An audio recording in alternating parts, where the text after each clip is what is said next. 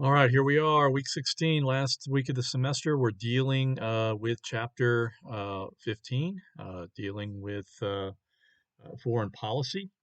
This is, of course, again, like the last chapter, a very broad chapter that deals again with all the efforts by the federal government to protect the country, to advance our interests, and to promote human rights throughout the world.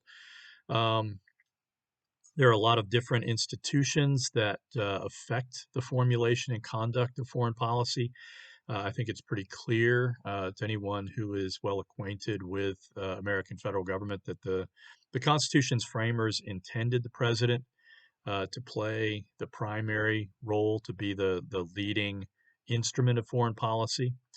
And presidents have steadily expanded that influence, especially over the course of the 20th century.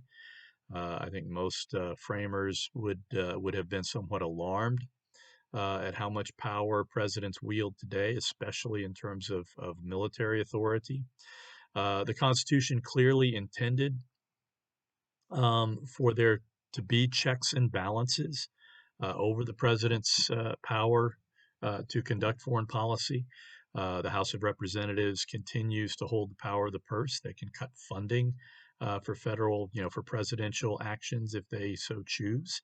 The Senate continues to have advice and consent power, which is both an important check, but is also subject to potential abuse. As we've seen, there are a couple of Republican senators that are attempting to basically hold up Biden, key appointments that can impact that can negatively affect our foreign policy, our national security standing if we don't have competent people in many of those positions.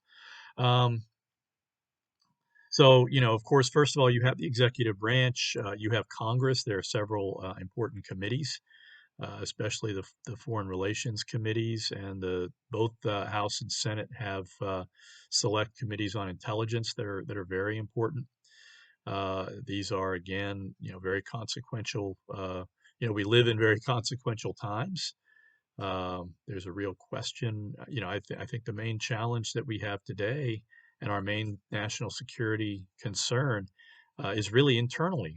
Can we hold together well enough to be a nation and to protect ourselves? That's really, you have one of the senators from Texas openly opining about secession. That's a deeply concerning thing that someone with that kind of power and responsibility is speaking so irresponsibly. This is the last week of the semester, so everything is due. Week 16 goes all the way into the week following week 16, which goes into finals week. Your final is due, I think, that Thursday by 11:55. Like everything, it's online. You also have a quiz and your forum, of course, and then you have your short writing project, which is basically for those of you who are having any trouble with it, there are two articles which you can find in the week one course resources section. They're both by Michael Lewis. The title of the assignment is "What Could Go Wrong," and basically the two articles, one of which is about the Department of Agriculture, and the other one is about the Department of Energy. Lewis's thesis in both articles, and it's part of a book that was a really good book published in 2018 called "The Fifth Risk," which I strongly recommend to anybody that's interested. Basically saying that the federal government does a lot of stuff that we don't really pay attention to, and that there are a lot of things that can go wrong in those parts of government where the cameras aren't constantly running. In other words, where there's not constant attention being paid. State Department, the Defense Department. These are the big, the Treasury Department. These are the big, sexy departments. Ag and energy are these kind of out of the way places, and yet, a significant portion of the Department of Energy's budget is securing our nuclear facilities.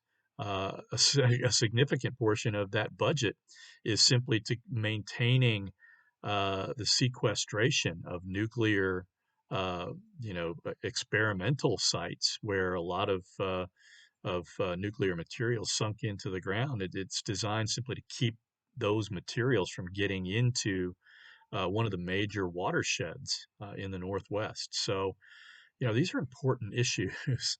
Um, and hopefully, look, my expectations are typically not enormously high for these kinds of projects. Obviously, I haven't been good enough at keeping you guys appraised of what needs to be done.